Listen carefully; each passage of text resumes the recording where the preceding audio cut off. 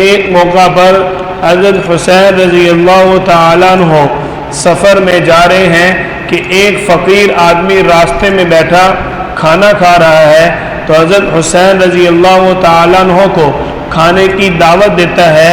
आप रज़ी अल्लाह तआला अन्हु अपनी सवारी से उतर कर उसके साथ बैठकर खाना खाते हैं